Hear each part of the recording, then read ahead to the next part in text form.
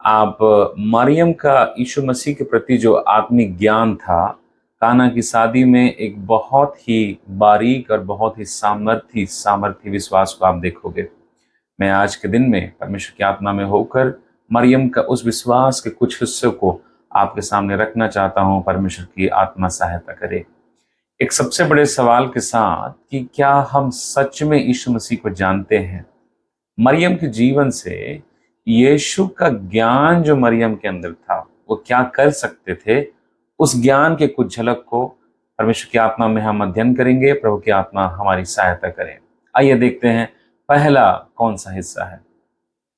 आप काना की शादी के विषय में जब अध्ययन करोगे तो आप एक सबसे महत्वपूर्ण चीज को सीखेंगे कि बाइबल में यही एक ऐसा परिवार है जिसने यीशु मसीह को निस्वार्थ होकर अपने घर में बुलाया।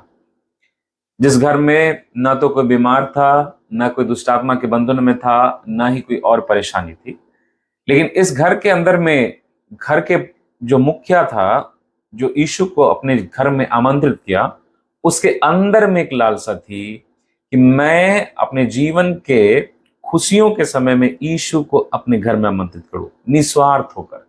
और ये एक बहुत ही महत्वपूर्ण बात और शिक्षा है मेरे भाई बहनों, कि हम अपने जीवन के किन परिस्थितियों में यीशु मसीह को अपने जीवन में बुलाते हैं।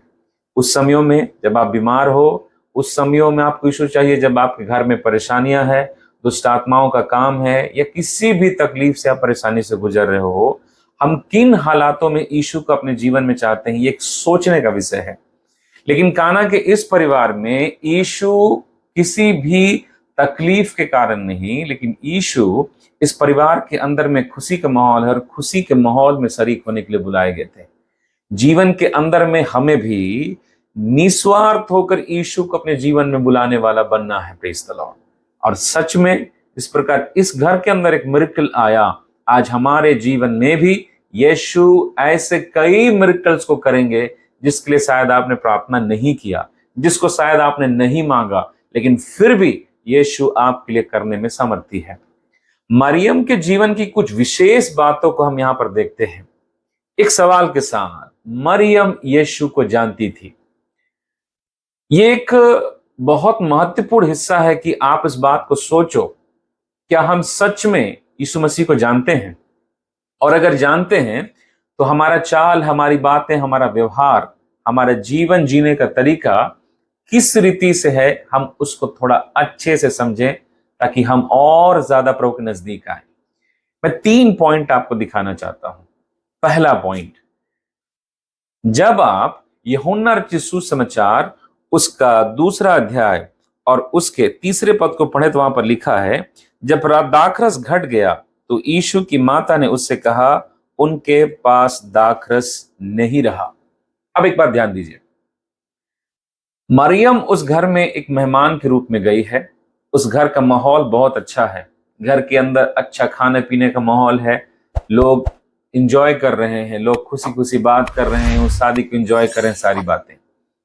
लेकिन अचानक से मरियम इस बात को देख पाती है उस घर के अंदर में कि यहां पर दाखरस नहीं रहा, दाखरस खत्म हो गया है। और यहूदियों विवाह में दाखरस का घटना एक बहुत बड़े बदनामी का कारण था, और एक बहुत बड़ा बदनामी उस घर के अंदर जस्ट आने ही वाला था। मरियम एक मेहमान के रूप में आने के नाते मैं समझता हूं यदि कोई और होता तो 3 बातों को ध्यान देता। मैंने खाना खाया कि नहीं, यीशु ने खाना खाया कि नहीं, और यीशु के साथ आए चेलों ने खाना खाया कि नहीं। लेकिन मरियम के जीवन के एक स्वभाव देखिए, वो केवल मैंने खाना खा लिया या यीशु ने खाना खा लिया, चेलों ने खाना खा लिया, हम तो खा लिए हैं, ये काम हमारा नहीं है। कुछ भी घटता है, कुछ भी जरूरत पड़ता है तो ये घर वालों और उस भोज के प्रधान का जिम्मेदारी है। ये न सोचकर मरियम यीशु के पास आकर के क्या कहती है, दाखरस घट गया यीशु मसीह। क्या मतलब है इसका? जिस परिवार में बड़े आदर और सम्मान के साथ मरियम को बुलाया गया, वो चाहती तो उस बात से हट सकती थी।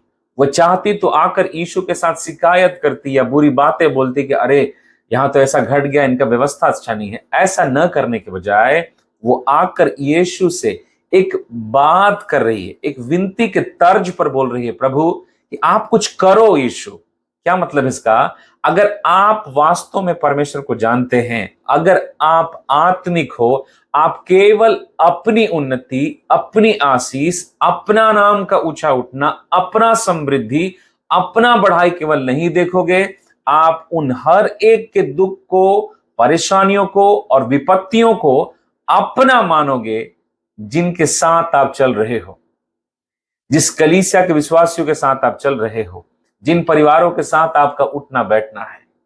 मरियम ने उस घर के तकलीफ को अपना तकलीफ समझकर, उस घर के अंदर आने वाली विपत्ति को अपना विपत्ति समझकर वो यीशु के पास गई। कारण क्या है? उसके दिल के अंदर एक लालसा है, इस परिवार के अंदर कोई भी नाम धराई की अवस्था न आए। फर्स्ट क्वालिटी क्या है जानते हैं? जो यीशु मसीह को जानते हो लोग, वो केवल अपनी ही चिंता नहीं करेंगे, वो एक दूसरे की चिंता करने वाले लोग होंगे। यीशु ने कहा, तू अपने पड़ोसी से अपने समान प्रेम रख। इस चीज को समझिए, आज कलीसियाओं के अंदर आपसी प्रेम खत्म हो गया है। एक विश्वासी दूसरे विश्वासी के दुख को नहीं समझता, एक विश्वासी दूसरे विश्वासी के लिए मदद करने के लिए खड़ा नहीं होता। बाइबल जब हमें यह सिखाती है कि कलीसिया यीशु मसीह की देह है और इस कलीसिया रूपी देह का शरीर यीशु मसीह, सिर यीशु मसीह, तो आप समझिए वो हम सबको एक बॉडी के रूप में परमेश्वर का वचन बताता है, देखता है। अगर मेरे इस उंगली में दर्द हो तो मेरे पूरे शरीर को इस बात का एहसास होगा और पूरा शरीर मिलकर मुझे इस एक उंगली को ठीक करने पे और इसे ध्यान देने पे शायद लग जाएंगे। उसी प्रकार आज कलीसिया के लोग एक दूसरे को समझना बहुत जरूरी है, एक दूसरे के लिए प्रार्थना करना जरूरी है, एक दूसरे के लिए उनके दुखों में, उनकी कमियों घटी में खड़ा होना जरूरी है। यही तो है मेरे भाई बहनों आत्मिकता, या वो प्रेम, या वो आत्मिक ज्ञान जो परमेश्वर ने आपके अंदर अपने पहचान के निमित्त दिया है। Praise the Lord. इन दिनों एक दूसरे के लिए यीशु के नाम से खड़ा होइए, परमेश्वर का वचन आपको आशीष की ओर लेकर जाएगा। याद रखिए, मसीहत बोलने का चीज नहीं है, मसीहत दिखाने का चीज है। अब through out your life, through out your behaviour, through out your living style, आपके जीवन जीने के पूरे तरीका के द्वारा वो स्वभाव, वो आत्मिक स्वभाव यीशु के नाम से आना चाहिए। ये पहला खासियत है प्रभु को वास्तव में जानने वाले लोगों का।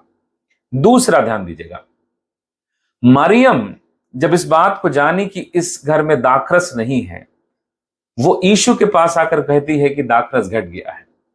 मैं मानता हूं अगर आप उसको ध्यान से सोचें तो उसको उस घर के मालिक के पास या फिर उस घर के भोज के प्रधान के पास जाने को था, या जाना चाहिए था, कि वहां जाकर बोलती कि आप लोग इस चीज पर ध्यान दीजिए, अगर नहीं ध्यान देंगे तो बहुत बड़ी बदनामी होगी। मरियम ने ऐसा नहीं किया, वो सीधे यीशु के पास गई।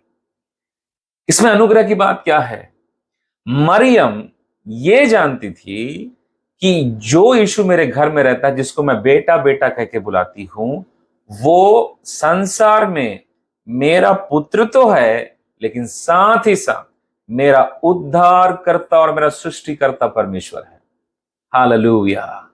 वो जानती थी कि जो यीशु मेरे घर में है वो खुद परमेश्वर है, मेरा सेवियर है, और वो यीशु हर एक स्थिति में जीवन में आने वाली किसी भी प्रकार की विपत्ति को बदल करके अपने महिमा में, हालेलुया, चीजों को नया बना सकता है, उसे सुधार सकता है। अब एक बात है, मैं मरियम से एक सवाल पूछूंगा, क्या मरियम ने इससे पहले कभी ऐसा पानी को दाखरस बनाते देखा है क्या? मैं मानता हूं शायद नहीं। लेकिन जो चमत्कार अभी तक मरियम ने नहीं देखा, वो फिर भी वो बिलीव की, मुझे नहीं पता ये कैसे होगा, लेकिन एक चीज पता है, अगर यीशु है तो संभव है। Praise the Lord. मेरे भाई बहनों, जब आप वास्तव में अपने सृष्टिकर्ता परमेश्वर को जानोगे ना, आप उन चमत्कारों के लिए भी विश्वास करोगे जो चमत्कार आपकी आंखों ने देखा है, वो चमत्कार जो आपने गवाहियों में सुना है, वो चमत्कार जो लोग आपको आके बताए होंगे।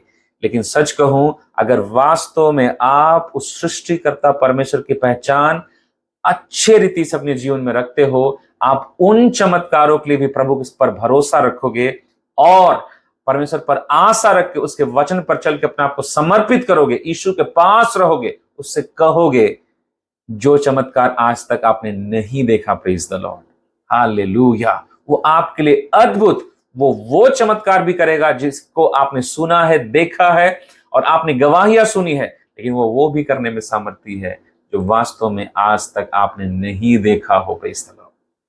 ये क्यों हो पाया? इतना विश्वास कहां से आ पाया? एक ही कारण, मरियम यीशु को जानती थी कि वास्तव में है कौन। थर्ड थिंग, तीसरी बात, मरियम जब वहां से जाने के लिए हुई, जब यीशु ने कहा, हे महिला, मुझे तुझसे क्या काम? अगर एक संसार के माता पिता के यदि कोई उसका बेटा या बेटी ऐसा कहते तो शायद चीजें बहुत खराब हो सकती हैं, बड़ा अपमान भरा शब्द लगेगा, लेकिन मरियम ने ऐसा कोई रिएक्शन नहीं दिया। वचन उसके 5 में लिखा है, उसकी माता ने सेवकों से कहा, जो कुछ वो कहे तुम वो करना। क्या मतलब है इसका? मैंने अभी यीशु से आकर कहा कि यीशु दाखरस घट गया है। मरियम उस महिला शब्द को सुनकर निराश नहीं हुई। मरियम दासों को बोलती है, जो कुछ वो बोले वो करना। क्या मतलब है इसका? मरियम जानती थी अभी समय नहीं आया, लेकिन समय आएगा। Praise the lord, hallelujah. अभी समय नहीं आया, लेकिन समय आएगा, और उस समय के लिए तैयार रहने के लिए सेवकों को मरियम ने कहा, जो कुछ वो कहे वो करना। मेरे भाई बहनों, that was the word of faith. वो विश्वास का वचन था, जो कुछ वो कहे वो करना। क्यों? मरियम जानती थी अभी नहीं, थोड़ा देर सही, लेकिन सच में एक मिरेकल और बदनामी की आने वाली बातों के बंधन को प्रभु यीशु मसीह तोड़ने वाले हैं। मेरे भाई और मेरे बहनों, आज जब आप यीशु मसीह के साथ चल रहे हो ना, हो सकता है कई विषयों के लिए आपका मन बहुत कच्चा हो सकता है कि कई विषयों के लिए आप बहुत घबराते हो, जिनके लिए आप प्रार्थना कर रहे हो। मरियम के जीवन से तीसरी गहरी बात को समझिए। थोड़ा देर हो सकता है, लेकिन अनसुनापन यीशु नहीं करेंगे। वो आपने जो भी प्रार्थना किया है, जिस विषय के लिए विश्वास करके किया है और आपने अपने आप को समर्पित किया है, बिलीव एंड रिसीव, वो आपके लिए नियत समय पर आपके जीवन पर महिमा को करेगा। Praise the lord, hallelujah. प्रभु के लिए कभी देरी नहीं होता। Praise the Lord. धीरजवंत रहिए, मरियम के समान। Be ready for miracle. चमत्कार के लिए तैयार रहिए। थोड़ा देर जरूर हो रहा है, लेकिन परमेश्वर आपके लिए नियत समय पर करेगा। Praise the Lord. ये 3 बातें मरियम का जीवन से आप बड़े आसानी और बड़े अनुग्रह से सीख सकते हैं। वो दूसरे के परिवार के दुख और विपत्ति को भी अपना समझी। एक दूसरे का दुख समझने वाले लोग होंगे, प्रभु को जानने वाले लोग। सेकंड, उनको पता होगा कि मेरा यीशु, मेरा उद्धार करता, मेरा सृष्टिकर्ता परमेश्वर हर एक विपत्ति से छुड़ाने में सामर्थ्य हो, तो उसी के पास जाऊंगी मैं। एंड थर्ड, अभी नहीं हुआ इसका मतलब ये नहीं है नहीं होगा। निश्चित रूप से थोड़ा समय लगेगा, लेकिन यीशु के नाम में चमत्कार आएगा। Praise the Lord. परमेश्वर के वचनों के द्वारा आपको आशीष मिले। मरियम के समान और गहराई से यीशु को जानिए। प्रभु इन दिनों आपको अद्भुत चमत्कारों से भरने जा रहे हैं। God bless you all.